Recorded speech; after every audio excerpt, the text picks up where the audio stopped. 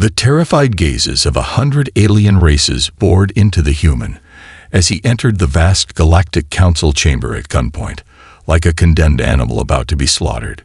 Michael Williams stood resolute, his face an unreadable mask, as he faced the accusations against humanity that they had violated galactic law by building advanced weapons that made even the mighty Saurian Empire tremble. The fate of trillions hung in the balance, for if the Council found humanity guilty, they would be erased from the stars. Michael took a slow breath, his chilling confession about to shatter the foundations of galactic peace. If humanity could not make the other races see reason, humans would be forever enslaved or annihilated. The entire future of the species rested on this one man's shoulders as he prepared to speak the words that would either save humanity or doom them to extinction. Vari's eyes bulged with disbelief at the human's shocking confession. The Saurian leader slammed his fist on the podium, his scales turning a deeper shade of crimson. "You dare accuse us of being the aggressors while building weapons of mass destruction in secret. What exactly is this new weapon you speak of?" Varys hissed. Michael paused, his eyes scanning the enraged faces of the council members. He gave a subtle nod to his aide, who stepped forward with a data crystal in hand. The aide passed the crystal to the Saurian guards, who eyed it suspiciously before inserting it into the chamber's holographic display.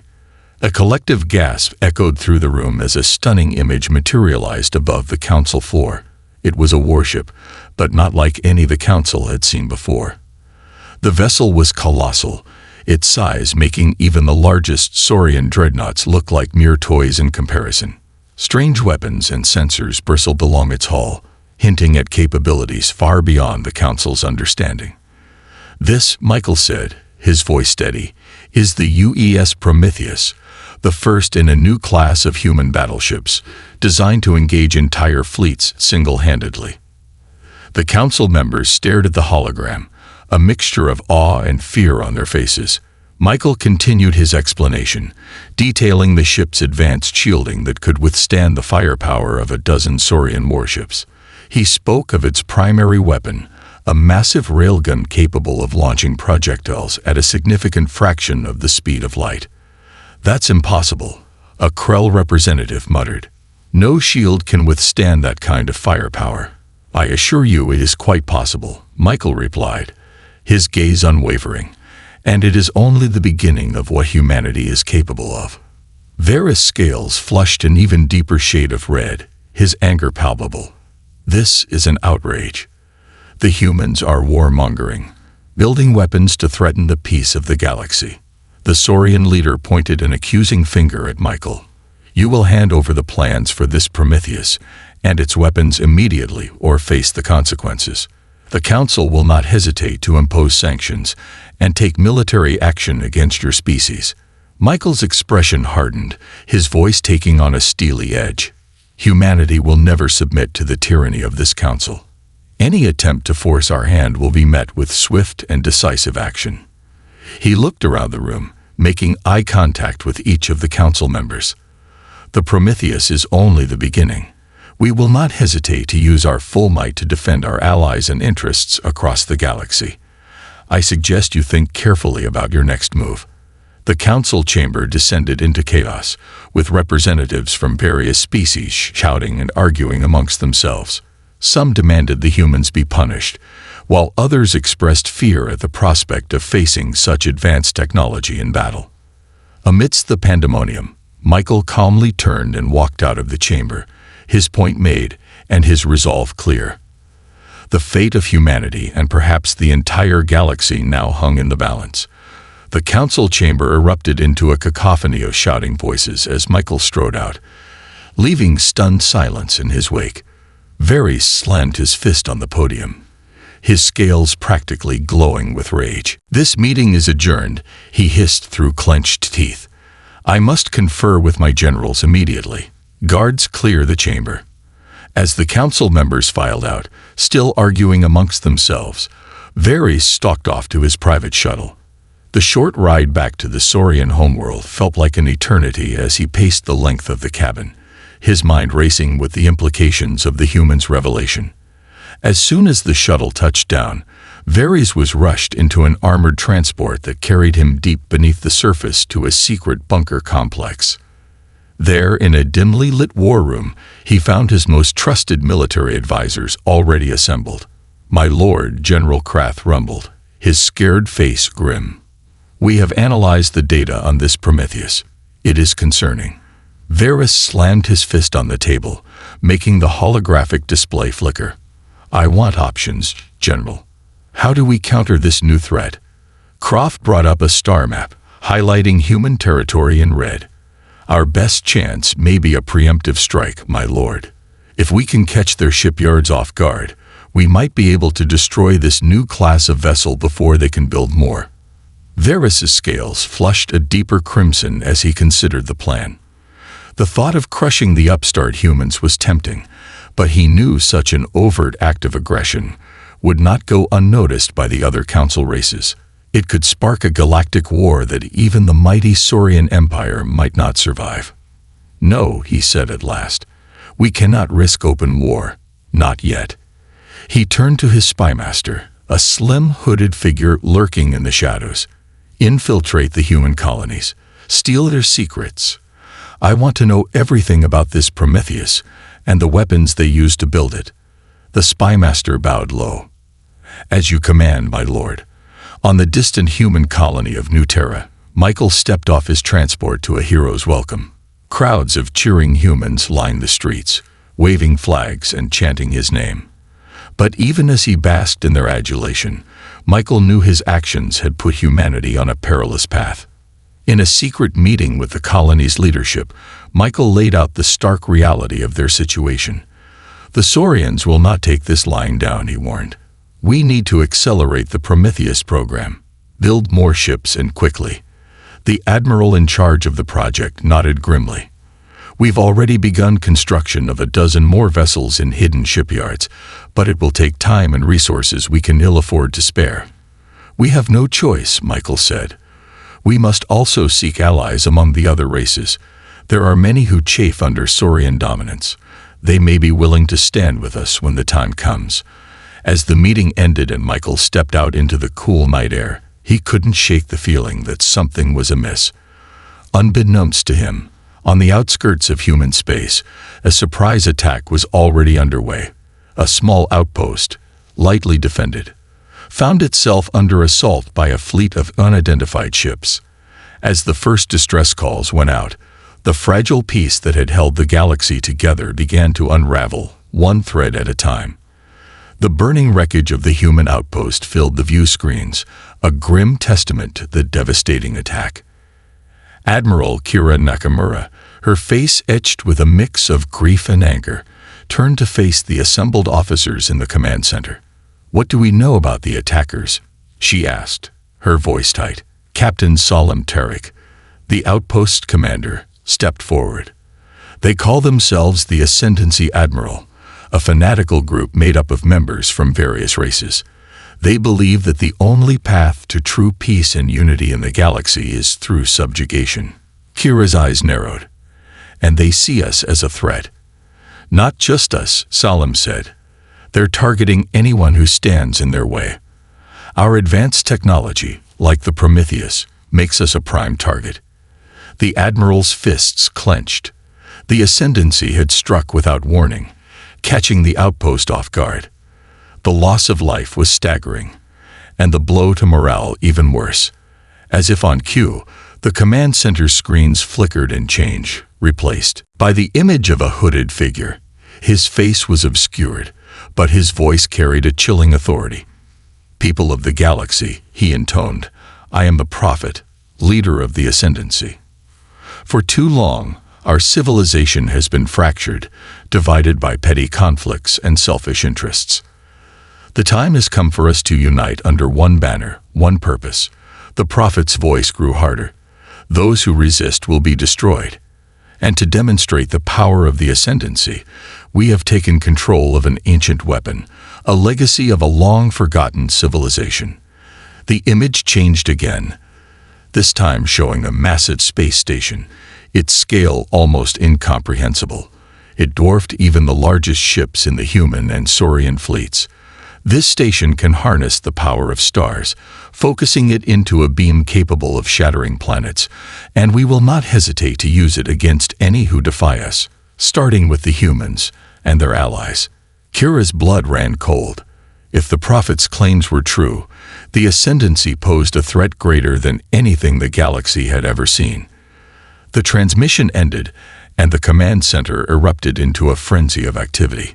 Kira turned to her communications officer. "Get me a line to Varys now." The Saurian leader's face appeared on the screen, his expression grim. "You saw it too?" he asked. Kira nodded.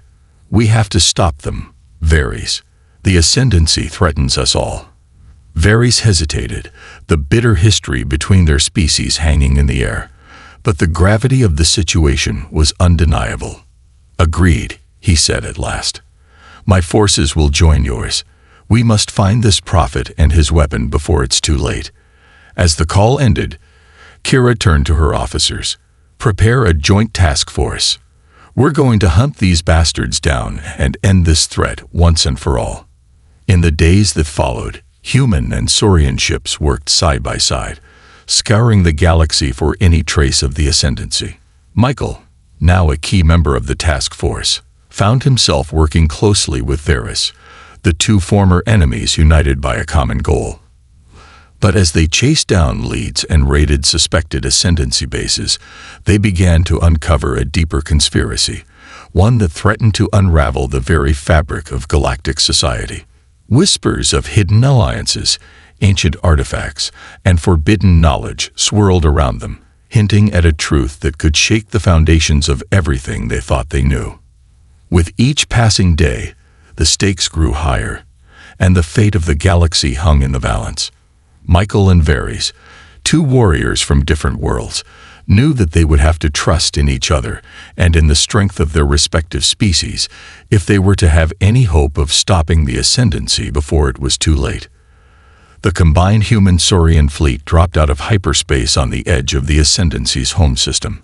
The twisted wreckage of destroyed ships littered the void, a grim testament to the fanatical resistance they had already faced just to get this far. On the bridge of the UES Prometheus, Michael stared at the view screen, his jaw set with determination. Beside him, Varys growled softly, his claws flexing as he watched the enemy ships massing in front of them. "This is it," Michael said, his voice steady. "We finally found their base and the weapon." Varys nodded, his eyes never leaving the screen. "My ships are ready. We will crush these fanatics and put an end to their mad ambitions." Michael turned to his crew, his gaze sweeping over the tense faces of his officers. "Signal the fleet all ships engage the enemy. We'll punch a hole through their defenses and clear a path for the ground team." As the human and Saurian ships surged forward, the ascendancy fleet moved to intercept them. The void lit up with the flashes of energy weapons and the bright trails of missiles as the two sides clashed in a titanic battle. The Prometheus shuddered as its shields absorbed a barrage of fire, but Michael held his ground, his eyes fixed on the enemy ships. "Target their flagship," he ordered. "All forward batteries, fire." The Prometheus's main guns roared to life, hurling shells at a fraction of the speed of light towards the ascendancy's command ship.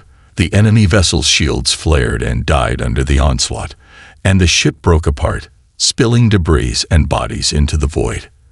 As the battle raged around them, Michael and Varys led a strike team in a daring assault on the ascendancy's base.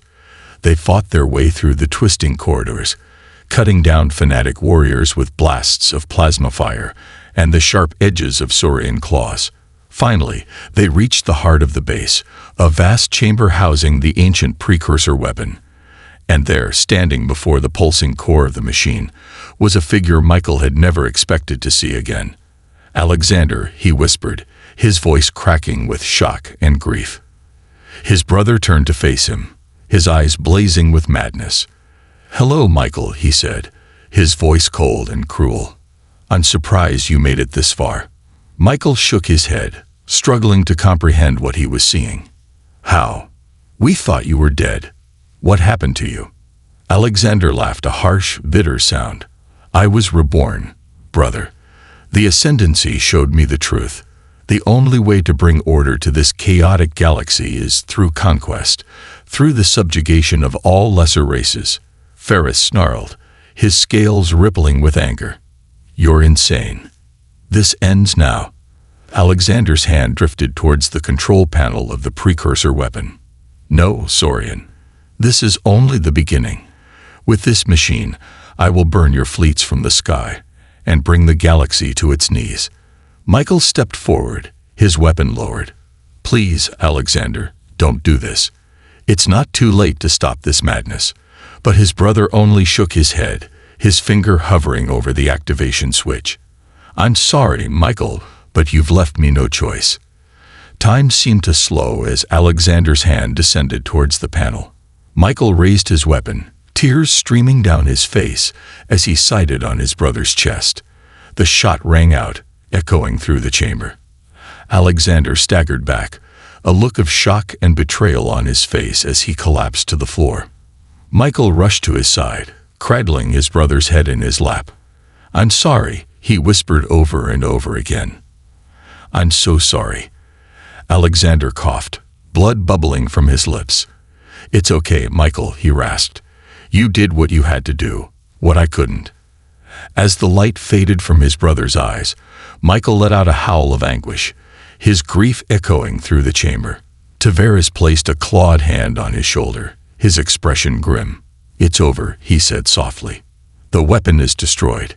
The ascendancy is finished. But even as the galaxy celebrated their victory, the cracks in the human-Saurian alliance began to show. Old grudges and animosities buried in the face of a common enemy began to resurface. On the Saurian homeworld, Varys was hailed as a hero, the savior of his race. But in the quiet moments when the cheering crowds had dispersed, he found himself haunted by the things he had seen and done. The realization that his people's dominance was no longer assured, that they would have to learn to live in a galaxy where they were no longer the undisputed masters. And on Earth, Michael retreated into seclusion, the weight of his brother's death and the choices he had made crushing his spirit. He had saved countless lives, but the price he had paid, the peace of his soul he had sacrificed, left him hollow and broken. The galaxy had been saved, but the scars of the war would linger for generations.